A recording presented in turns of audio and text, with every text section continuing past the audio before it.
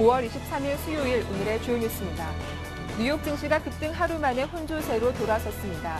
유로존 성장 부양책에 대한 기대감과 미국 주택지표 호조에도 불구하고 그리스가 유로존 탈퇴를 검토하고 있다는 발언이 장 막판 악재로 작용했습니다. 유럽 증시가 이틀 연속으로 반등 랠리를 보였습니다. 중국과 유로존에서의 부양 정책 기대감에 미국 주택지표 호조 등이 어우러지며 주요 지수는 1%대 큰 폭의 상승세를 기록했습니다. 국제 유가는 이란을 둘러싼 긴장이 해소될 기미를 보이면서 하락 마감했습니다. 전날보다 91센트 떨어진 배럴당 91달러 66센트에 거래를 마쳤습니다. 유럽연합이 유로존 공동채권인 유로본드의 시험 단계 성격의 프로젝트 본드 조기 도입에 합의했습니다. 내년부터 시범 도입하는 데 EU 국가들의 의견을 모았습니다. 국제신용평가기관인 피치사가 일본의 국가 신용등급을 2단계 낮은 A+로 강등했습니다. 이로써 일본의 국가 신용등급은 한국과 같아졌습니다.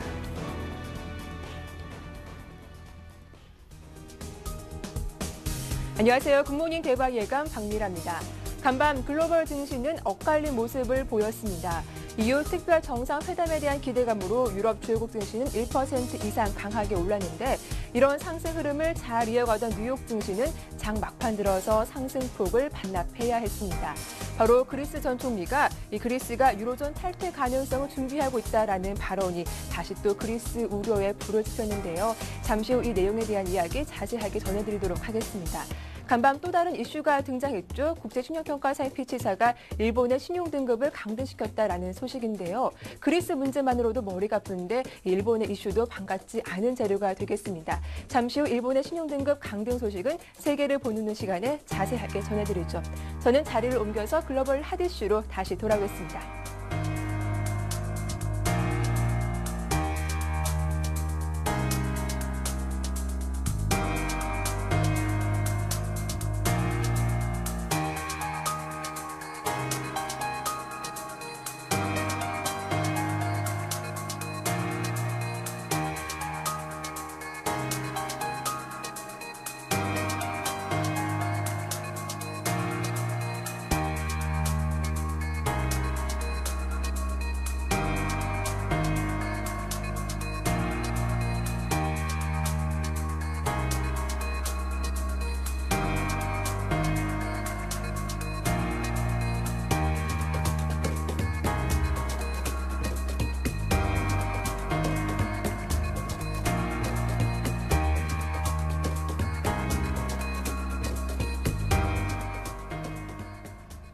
네, 글로벌 마감 상황 살펴보도록 하겠습니다. 오늘 순서는 동양증권 양평지점의 김동공 대리와 함께하죠. 전화 연결해 보겠습니다. 안녕하세요. 네, 안녕하세요.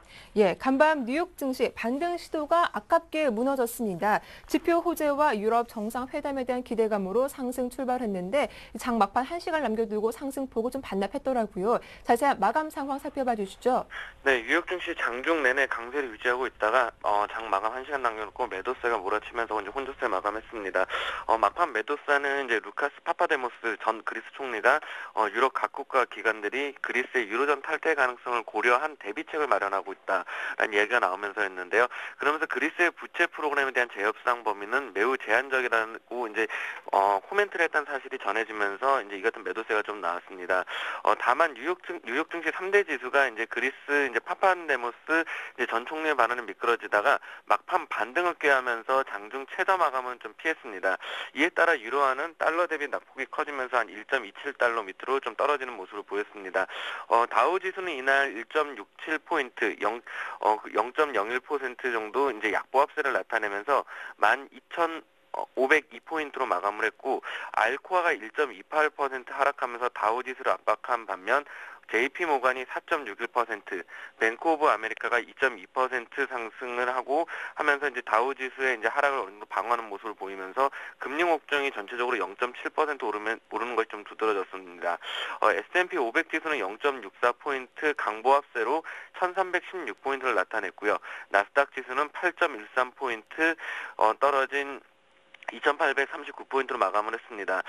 시장의 두려움을 반영하고 있는 이제 시카고 옵션거래소 변동성 지수 빅스 또한 22를 넘어서고 있는 모습입니다. 이날 뉴욕 증시는 신용평가사 피치가 일본의 신용등급을 AA에서 A 플러스로 2단계 하향 조정하고 전망 또한 부정적으로 제시함에 따라서 보합권에서 혼조세 개장을 했었습니다. 피치는 일본의 공공부채가 국내 총생산의 239%에 달하고 있다는 점을 우려하면서 이런 것들을 통해서 이제 신용등급 강등을 했었는데 이런 모습에도 불구하고 그리스의 얘기가 나오기 전까지는 강세를 유지하고 있던 그런 모습을 보이고 있었던 상황이었습니다. 이렇게 일단 뉴욕 증시 마감 상황 살펴봤습니다. 이어서 유럽 증시인데요. 반면 유럽 증시는 좀 상황이 그래도 괜찮지 않았나 싶습니다. 주요 증시가 1% 이상 강하게 올랐더라고요. 네, 유럽 주요 증시는 저가 매수세 유입과 이제 장중에 발표되었던 미 지표 네. 호재 등에 힘입어서 한 달 내 가장 큰 폭의 상승세로 이제 마감을 했습니다. 일단 영국의 FTSE 지수는 전일 대비 98포인트 상승한 5,403포인트를 기록을 했고요. 프랑스의 CAC 지수는 56% 상승한 3,084포인트, 독일의 닥스 지수는 104포인트 상승한 6,435포인트에 각각 장을 마쳤습니다. 영국 증시에서는 이동통신업체 보다폰 그룹이 업계 예상을 웃돈 실적으로 4.24% 급등을 했고 리오틴토가 4.02%, 그리고 BHP 빌리튼이 2.39% 오르는 등 대형 광산주에서도 강산을 보였습니다. 로이즈 뱅킹그룹과 바클레이즈도 각각 4.52%, 4.94% 뛰었습니다. 프랑스 증시에서도 BNP 파리바 은행이 3.14, 그리고 조시에테 제네럴이 4.69% 오르는 등 은행주가 강세를 보였습니다.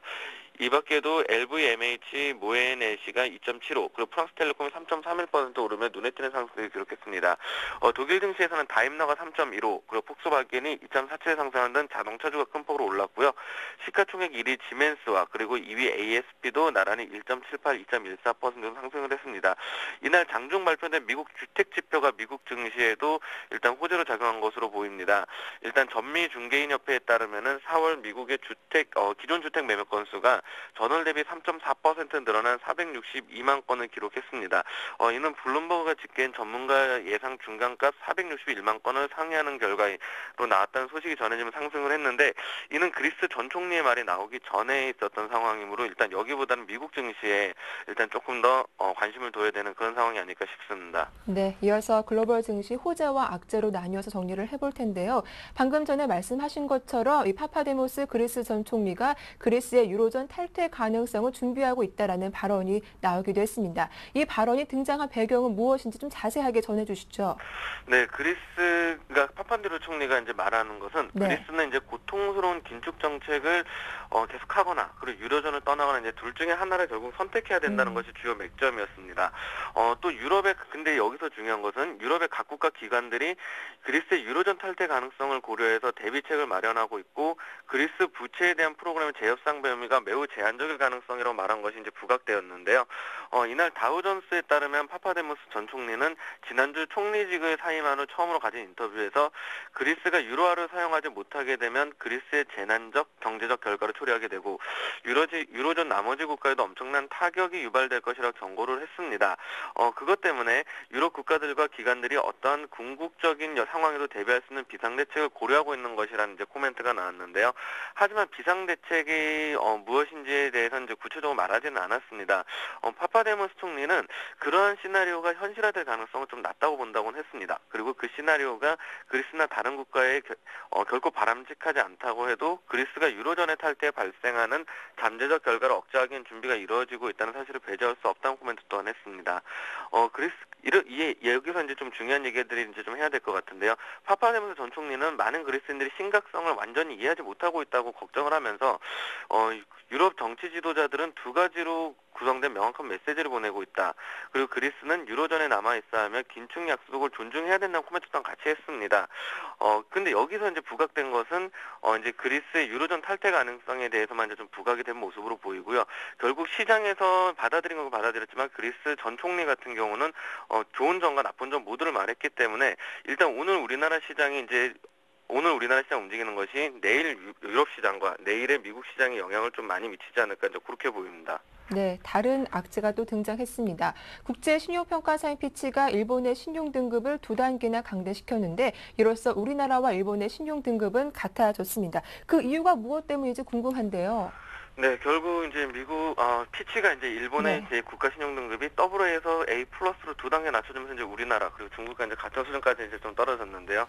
전망 또한 이제 부정적으로 이제 해서 이제 추가적으로 신용 등급이 낮출 가능성 또한 없지 않은 상황입니다.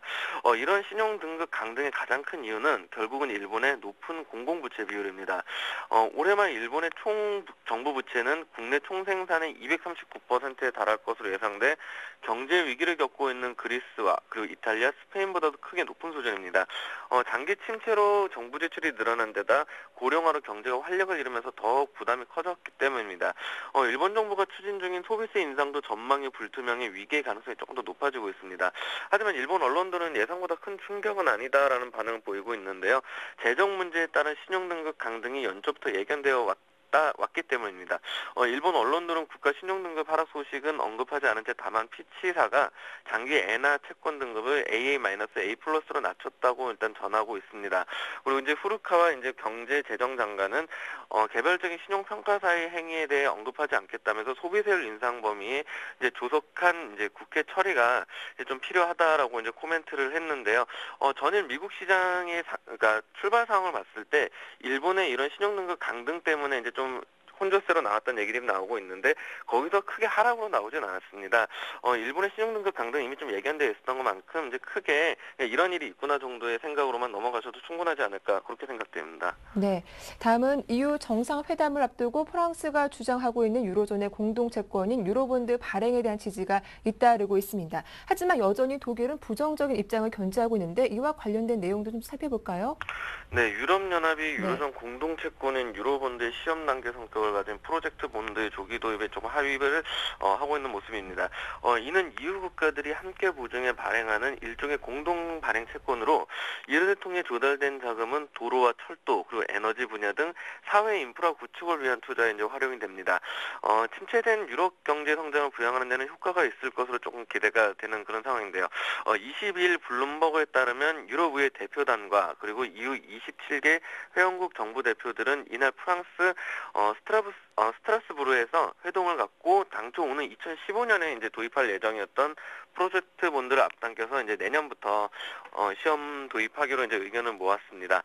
EU 국가들은 공동 보증을 통해 내년 중 시범적으로 2억 3천만 유로 어치를 이제 발행할 예정이며 이 중 2억 유로는 교통 분야에 그리고 2천만 유로는 디지털 인프라 구축에 그리고 나머지 1천만 유로는 에너지 분야에 각각 쓰인다라고 이제 발표를 했고요.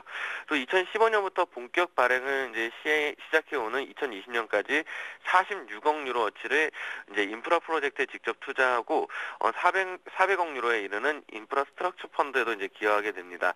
이 자금은 결국 고속도로와 철도 건설, 그리고 전기 구축, 천연가스 개발, 디지털 인프라 구축 등에 이제 주로 쓰이게 됩니다. 게란페름 이제 EU 의회의 스페인 대표는 이 같은 프로젝트 본드에 대한 시장 수요가 확실히 있을 것으로 기대한다면서 EU 지역 성장을 위해 역내 투자를 늘릴 수 있는 새로운 방안을 이제 찾아야만 한다고 이제 이렇게 이야기를 하고 있습니다. 이날 이제 합의한 EU 공동 프로젝트 본드 도입 방안은 23일부터 벨기에 브뤼셀에서 열리는 EU 특별 정상회담에서 공식 의제로 논의될 예정입니다. 프로젝트 본드와 그 유로 본드는 성격이 다른 채권이기는 하지만 이번 프로젝트 본드 도입 합의로 인해 향후 유로 본드 도입 논의에도 어느 정도 진전이 이제 기대된다는 점에서 좀 평가받을 수 있을 것 같습니다.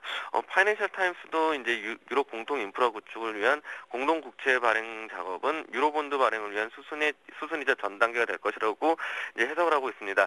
다만 이제 좀 이와 관련해서 한 독일 관료 쪽에서의 마케던치 인터뷰가 유로 본드와 작은 규모의 프로젝트 본드에 대해서 EU와 함께 논의할 의향이 있다면서 우호적인 분이었습니다.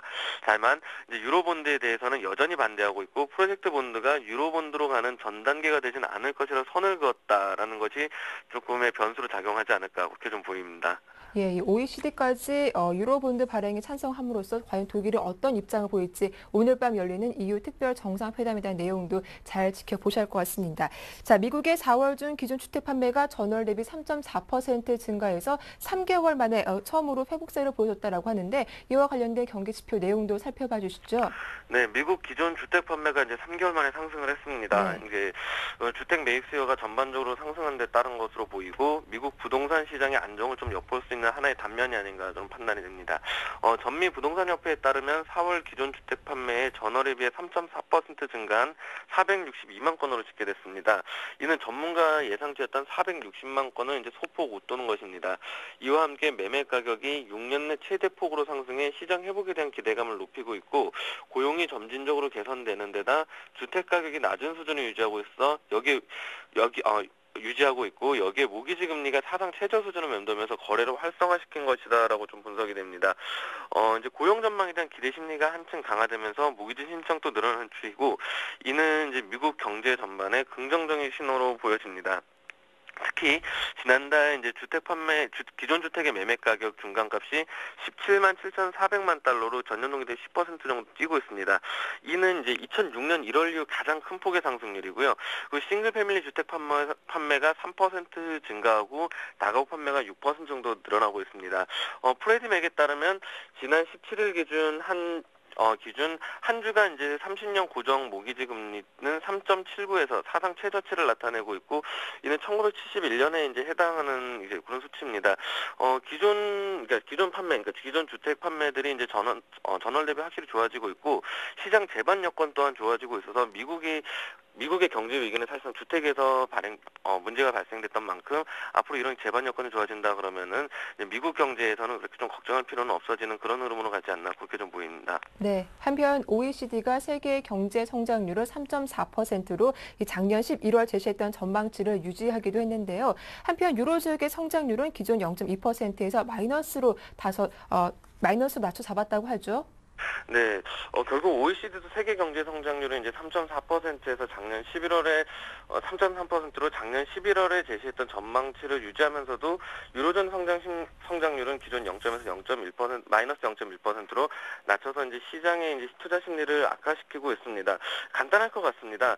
지금 현재 결국은 유럽의 위기가 지금 글로벌로 이제 이끌어가고 있는 상황입니다.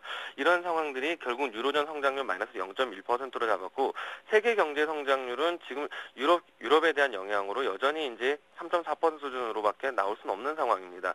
그렇게만큼 이거는 어찌 보면은 그동안 이제 나왔던 대로 예상했던 대로의 결과다라고 이제 해석을 하셔도 무방하지 않을까 그렇게 보입니다. 네, 이어서 상품 시장 마감 상황도 정리해 볼 텐데요. 국제 유가와 금가 모두 하락했더라고요. 네, 일단 국제 유가가 이제 전일 상승세를 거의 반납할 정도로 하락을 했습니다. IEA가 이란과 핵 프로그램 사찰 방식에 합의했다는 소식이 원인이었는데요. 그러니까 OECD가 유로존의 성장률 전망치를 낮춘 것도 유가에 이제 좀 부담이 됐던 것으로 이제 좀 해석이 됩니다. 이런 이유 때문에 이제 WTI가 91.66달러로 마감을 했고, 금값과 달러 강세로 일단 좀 하락한 것으로 금값은 달러 강세로 이제 하락을 하면서 온스당 1,576.6달러로 이제 마감을 했습니다. 말씀 잘 들었습니다. 지금까지 동양증권 양평지점의 김동공 대리와 함께했습니다. 고맙습니다. 네, 감사합니다.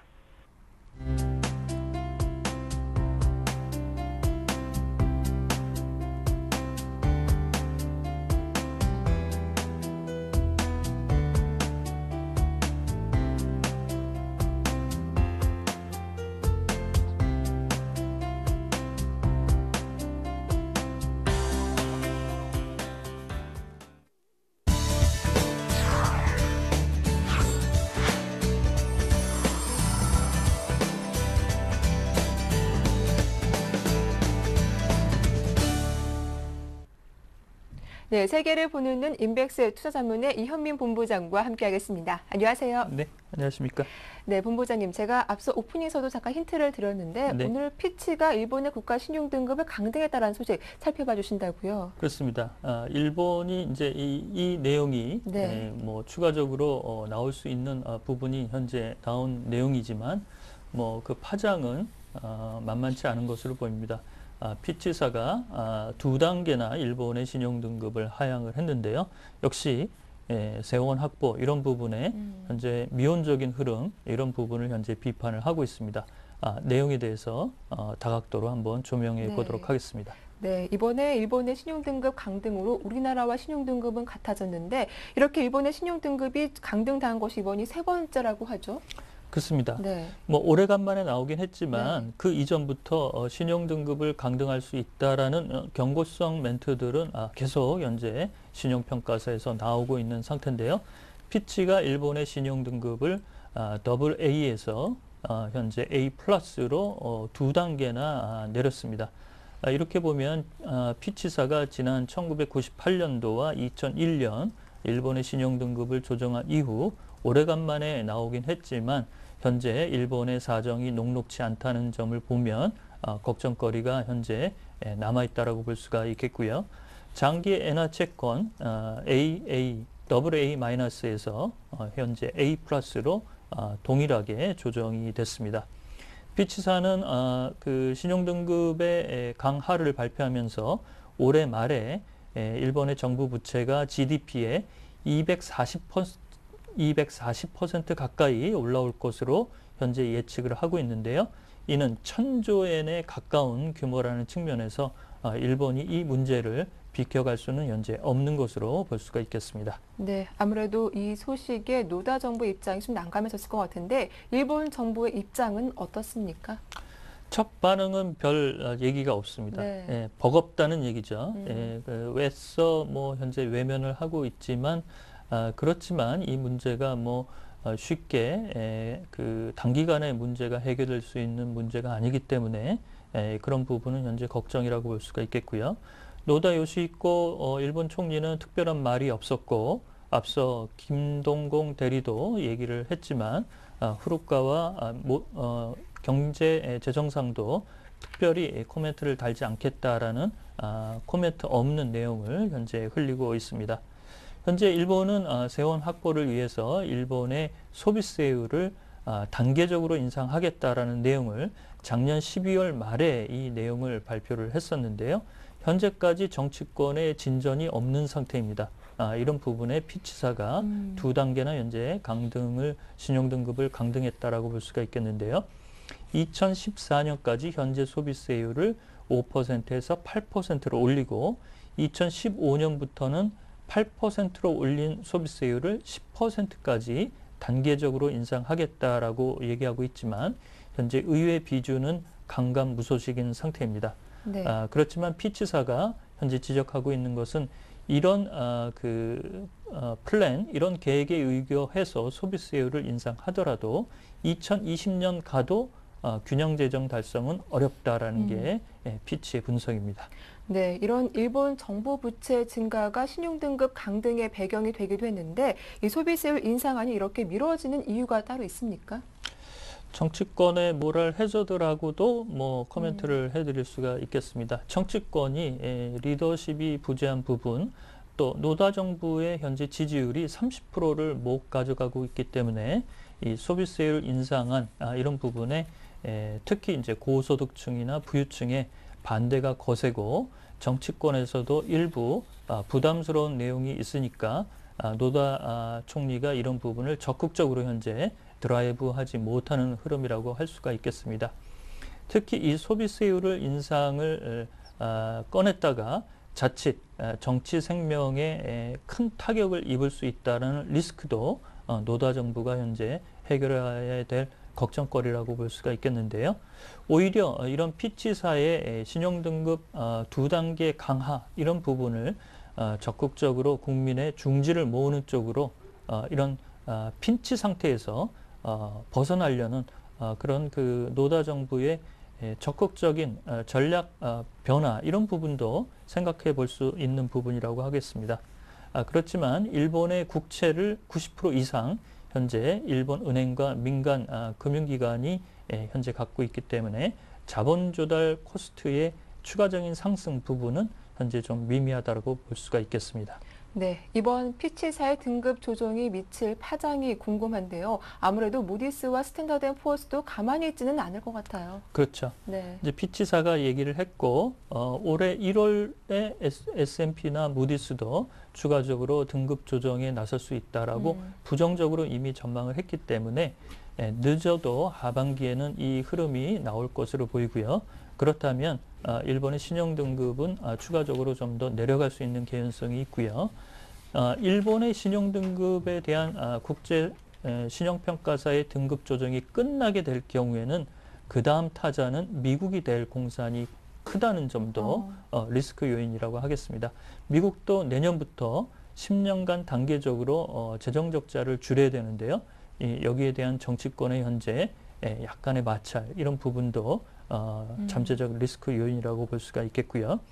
따라서 노다 총리가 현재 이런 부분에 대해서 필요성은 인식하고 있지만 적극적으로 나서지 못한다는 점, 이런 점은 좀 더 문제가 골마 터질 수 있는 개연성이 많다는 측면에서는 부정적인 내용은 아직 남아있다고 볼 수가 있겠습니다. 네, 이번 피치의 일본 신용등급 강등 소식이 시장에 미치는 영향은 어떨지도 살펴보죠. 일단 일본 증시나 글로벌 증시에는 새벽에 끝난 미국 증시에서도 큰 영향은 없을 것이다라고 완충적인 그런 그 시장에서의 흡수 내용이 나왔지만 시장에서 큰 영향이 없다라고 해도 이 문제는 뭐 숙제로 남겨진다라고 볼 수가 있겠습니다. 따라서 일본이 공공부채 감축에 나서지 않는다면 이 부분이 다음에 들어설 정치 지도자들에게도 부담이 커질 것으로 보이고요. 따라서 현재 유럽의 재정위기가 쉽게 끝나지 못한다는 점, 그 다음에 작년에 발생했던 대지진 사태로 인해서 전력 사용량 이런 부분에서 에너지 수입이 현재 크게 올라온다는 점, 이런 점이 단기간에 끝나지 않는다는 점은 현재 무역 수지의 흑자로 인해서 경상수지 흑자 폭을 가져갔던 일본이 이제는 경상수지 적자에 부닥칠 수 있는 고민이 크다는 점에서는 일본 정부가 전향적으로 조금이라도 좀 적극적인 모양새를 내야 될 텐데요. 이런 것이 만약에 현재 반응으로서 계속 지지부진한 흐름이 나타난다면 뭐 S&P나 무디스의 추가적인 신용등급 강화는 뭐 예정돼 있다라고 볼 수가 있겠습니다. 네, 오늘은 일본 신용등급 강등에 미치는 영향 좀 자세하게 다뤄봤습니다. 지금까지 인백스 투자자문의 이현민 본부장과 함께했습니다. 도움 말씀 고맙습니다.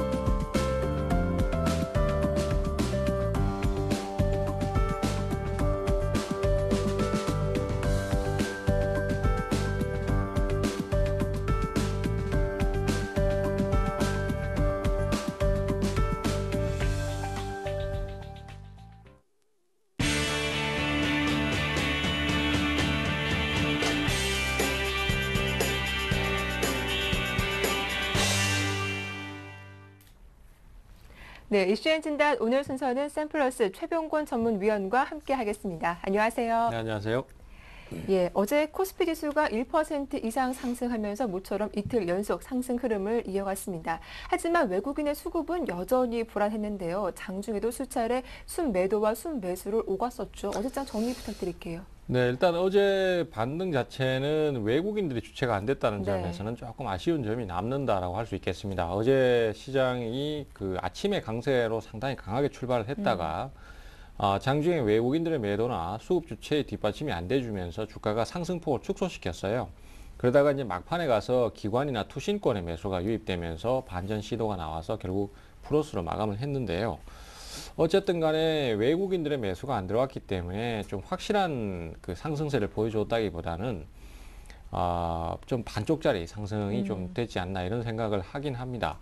사실 그 전날도 그 지수 자체는 상승을 해서 마감을 했습니다만은 역시 뭐 종목 간에 확산되는 모습이 안 나오고 특정 종목만 상승하는 그런 진행이 나왔기 때문에 여러 가지로 내용 면에서는 그렇게 썩 좋은 장이었다라고 보기가 좀 어렵고요. 따라서 어제 장세의 전체적인 평가는 기술적 반등이다라는 평가가 많습니다. 그래서 일단은 추가 상승이 좀 더 나올 수 있느냐에 따라서 이 상승이 앞으로 네. 추가적인 상승으로 이어질 것인가 하는 것이 핵심 키포인트고요. 오늘 장중에 매수가 좀 더 들어오는지 이 부분을 좀 면밀히 체크를 하셔야 될 것으로 그렇게 판단이 됩니다. 예, 좀 오늘 장에서 외국인의 매수가 조금 더 이어지는지 이 부분이 가장 중요한 핵심 포인트가 되겠다라는 말씀을 해주셨습니다. 이제 업종별 흐름 살펴보도록 할 텐데요. 말씀하신 것처럼 어제 전기전자 업종의 강세가 눈에 띄었더라고요. 예, 대형주들도 주로 이제 IT 네. 관련주들의 반등이 많았었고요. 중소형 종목들 같은 경우에도 역시 IT 부품주들의 반등이 좋았습니다. 특히 이제 어제 같은 경우에는 LG전자 같은 그동안 약세를 많이 탔던 종목들의 반등이 상당히 눈에 띄었는데요. 특히 LG전자가 7% 넘는 상승을 했고 또 LG이노텍이라든지 이런 종목들도 상승세를 강하게 타주었습니다. 코스닥 시장에서도 지금 보면은 뭐 그 스마트폰 관련 부품주들의 상승이 상당히 돋보였는데요. 어제 뭐 인터플렉스라든지 또 그 최근에 OLED 쪽에 매출이 증가하고 있는 원익 IPS라든지 이런 종목들의 상승이 상당히 강했고요. 그 다음에 또 역시 최근 들어서 가장 많이 부각되고 있는 것이 모바일 게임 관련주입니다.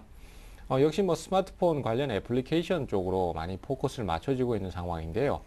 특히 그 중에서도 게임빌 같은 경우나 컴투스 같은 경우에 특히 게임빌은 주가가 신고가를 경신할 정도로 상당히 강한 상승세를 보였습니다. 그렇기 때문에 현재로서는 당분간 추가 상승이 좀 더 예상되는 상태고 앞으로도 매수가 꾸준히 계속 들어올 것으로 예상되기 때문에 눌림목 시에 매수 타이밍 이런 것들도 한번 고려를 해볼 만하다 이렇게 좀 판단이 되고 있고요. 예. 반면에 자동차 관련주들은 어제 전체적으로 약세를 보였습니다. 물론 뭐 그 전체 시장 분위기가 강세를 띄었기 때문에 아주 큰 약세를 보인다든가 뭐 엄청나게 많이 빠진다든가 이런 모습은 아니었습니다만은 상대적으로 상승 시장에 비하면은 전체적으로 좀 약한 모습이었고요.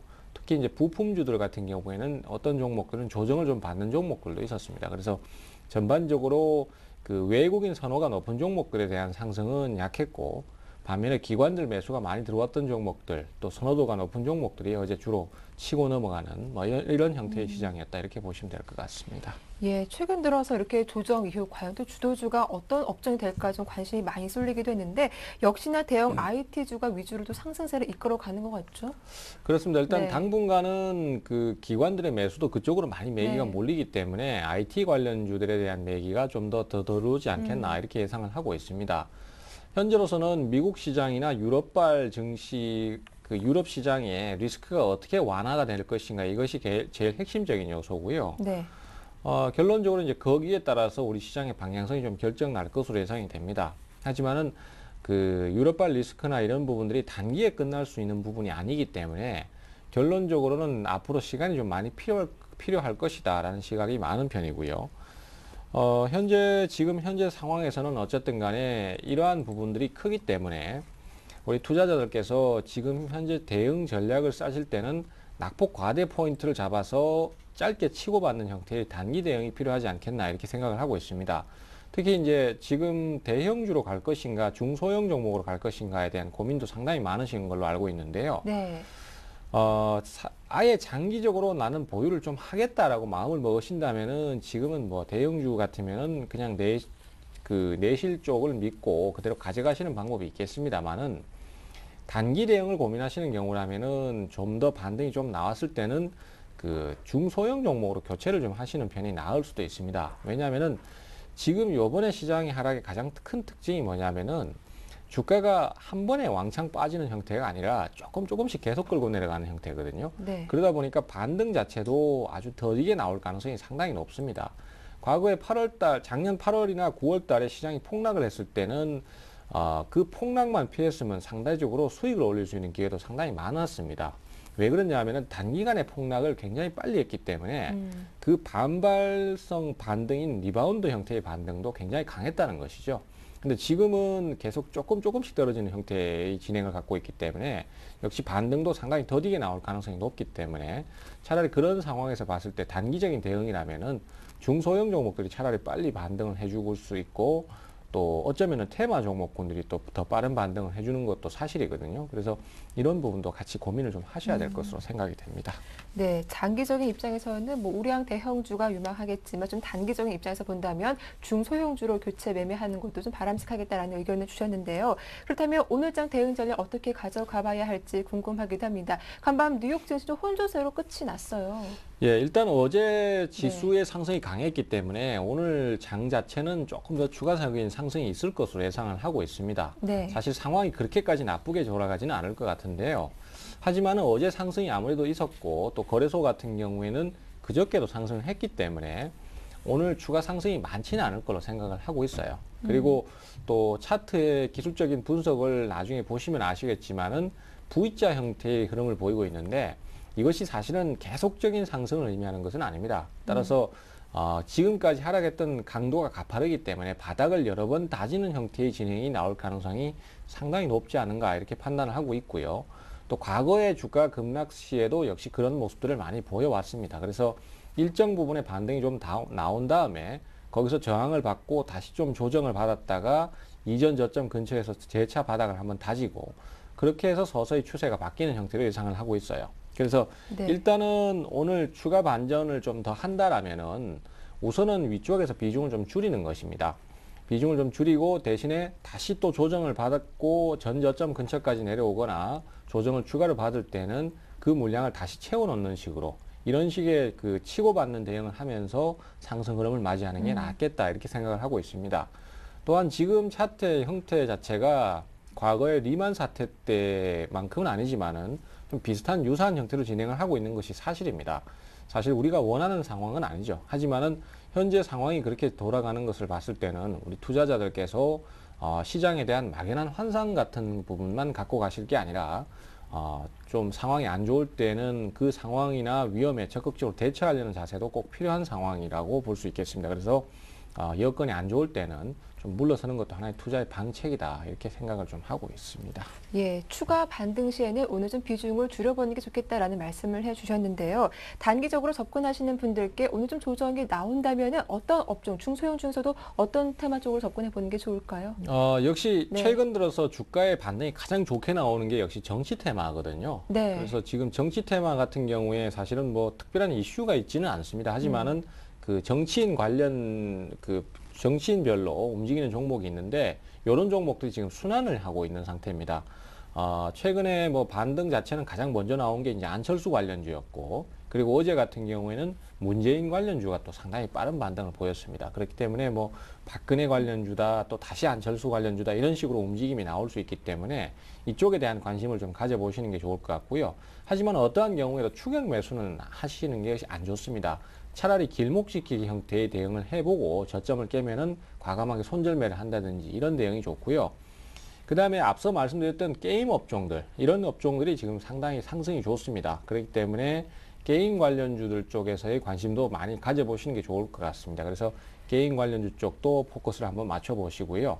그 다음에 이제 IT 부품주들 쪽에서 특히 스마트폰 관련주들, 뭐 최근 들어서 이제 인터플렉스 같은 종목들은 조정을 많이 받았기 때문에 사실은 한번 노림수를 가져볼 만합니다. 하지만은 이 세 종목군이 어떠한 경우에도 지금 대응을 하셔서 안 될 형태가 뭐냐면은 올라가는 걸 보고 추격 매수를 하는 형태입니다. 추격 매수를 하시게 되면 항상 주가가 빠져버리는 형태의 진행이 많이 나오기 때문에 눌림목 매수나 조정식 매수를 하시는 것이 지금 시장에 맞는 대응이다. 뭐 이렇게 좀 정리를 하고 싶습니다. 네, 말씀 잘 들었습니다. 지금까지 이슈앤 진단 샘플러스 최병권 전문위원과 함께했습니다. 도움 말씀 잘 들었습니다. 네, 감사합니다.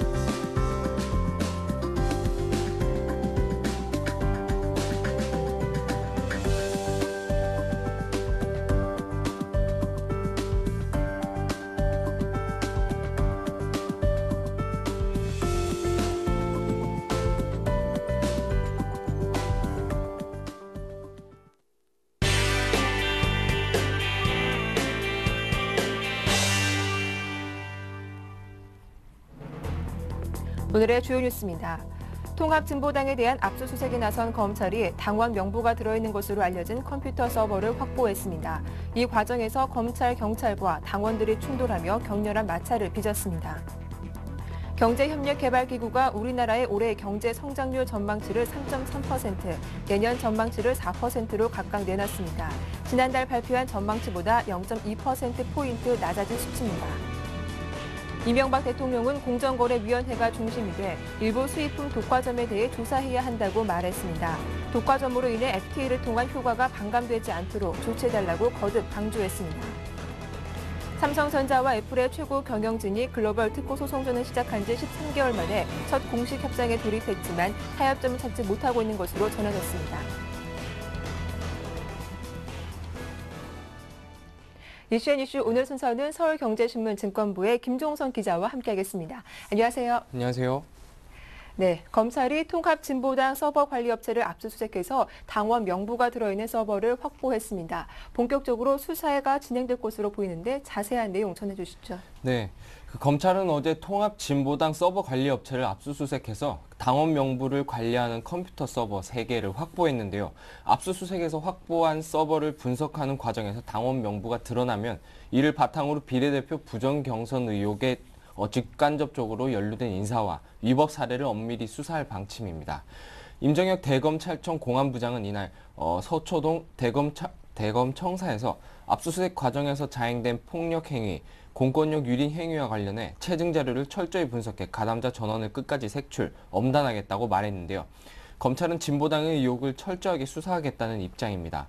임 부장은 중앙위원회 폭력 사태와 야권 단일화 관련 여론조작 의혹 등 사건에 대해서는 법과 원칙에 따라 엄정하고 철저하게 수사할 방침이라며 이번 압수수색을 통해 확보한 서버와 각종 전산 자료 등을 토대로 비례대표 부정경선 의혹에 대해 진상을 명백히 밝힐 것이라고 강조했습니다. 검찰은 당장은 전날 당원들이 저지로 압수수색에 실패한 중한 당사에 대해 영장을 재집행하는 방안을 검토하지 않고 있다고 밝혔지만 압수한 서버에 필요한 자료가 없을 경우 추가 압수수색은 불가피한 상황입니다. 진보당 부당 경선과 관련해 발부받은 압수수색 영장 기한은 오는 27일 자정까지입니다. 검찰은 압수물에 대한 분석 작업을 마치고 빠른 시일 안에 관련자를 소환할 방침인데요. 검찰은 부정경선 의혹을 처음 제기한 부산 금종구 지역위원장 이청욱 구의원과 사퇴 압력을 받고 있는 이석기, 김재현 비례대표, 이정희 전 공동대표도 조만간 소환할 계획인 것으로 알려졌습니다. 네, 경제협력개발기구가 한국의 올해 경제 성장률 전망치를 한 달 만에 또다시 하향 조정했더라고요. 네, OECD는 어제 세계 경제 전망 보고서를 발표하고 올해 한국의 경제 성장률을 3.3%로 제시했습니다. OECD 한국 경제 성장률 하향 조정은 올 들어서만 두 번째인데요.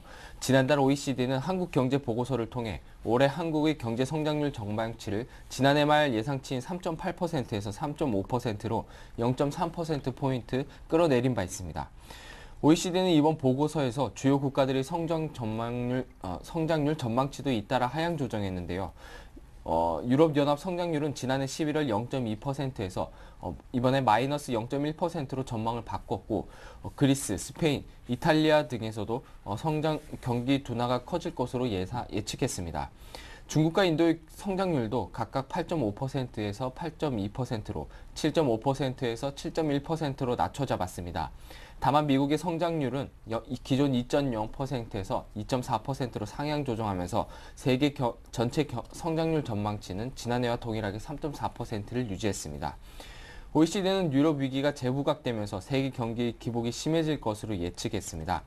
이런 핵 문제 등 지정학적 위험에 따른 유가 상승이 경제 회복의 발목을 잡을 가능성도 크다고 밝혔는데요. 한국 경제는 주요 교역국인 중국 등의 성장세가 둔화돼 무역 여건이 악화되고 가계부채 부담으로 민간 소비 위축이 지속될 것으로 예측했습니다. 이에 앞서 한국개발연구원은 지난 20일 한국 경제 성장률 전망치를 3.6%로 낮췄고 한국금융연구원도 지난 13일 기존 3.7%에서 3.4%로 한국 경제 성장률 전망치를 낮춘 바 있습니다.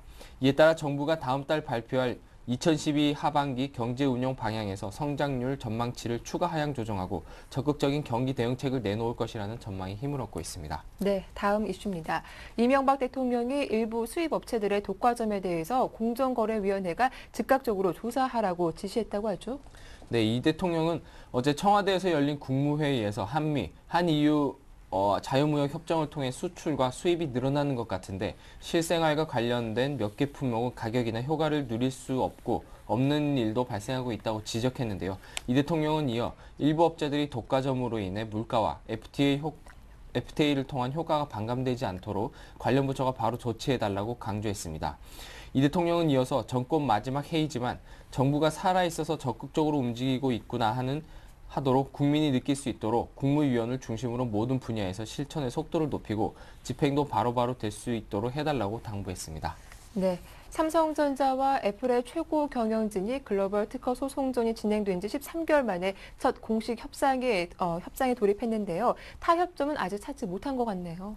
네, 블룸버그 통신 등에 따르면 최지성 삼성전자 부회장과 팀 쿡 애플 최고 경영자가 어제 오전 미국 샌프란시스코에서 만나 특허 소송 타결을 위한 공식 협상에 들어갔는데요. 양사 최고 경영진이 특허 소송 협상을 위해 자리를 마련한 것은 이번이 처음입니다. 당초 최 부회장과 쿡 CEO는 미국 법원 산하 소송 외 분쟁 해결 기구가 지정한 샌프란시스코 법원에서 첫 회동을 가질 예정이었지만 협상 직전 장소를 바꾼 것으로 알려졌습니다. 전문가들은 법원의 중재로 협상이 진행된 만큼 극적인 타결을 기대하기는 어렵다는 관측을 내놓고 있는데요. 법원의 협상 권고를 거부하면 향후 판결에 불이익을 받을 수 있어 이를 피하기 위한 형식적인 절차라는 분석입니다. 앞서 최 부회장과 신종균 무선사업부 사장도 지난 20일 출국에 앞서 기자와 만나 교차 특허를 비롯한 다양한 협상 방안을 고려하고 있지만 애플에 주장하는 디자인 특허 침해는 인정하기 어렵다고 말해 이번 협상이 원론적인 입장 차이를 확인하는 데 그칠 수도 있다는 점을 시사한 바 있습니다. 네, 지금까지 서울경제신문 증권부의 김종선 기자와 이슈앤이슈 함께했습니다. 도움 말씀 고맙습니다. 고맙습니다. 네, 굿모닝 대박 예감 1부 순서는 여기서 마치겠습니다. 저희는 잠시 후 2부로 다시 인사드릴게요. 고맙습니다.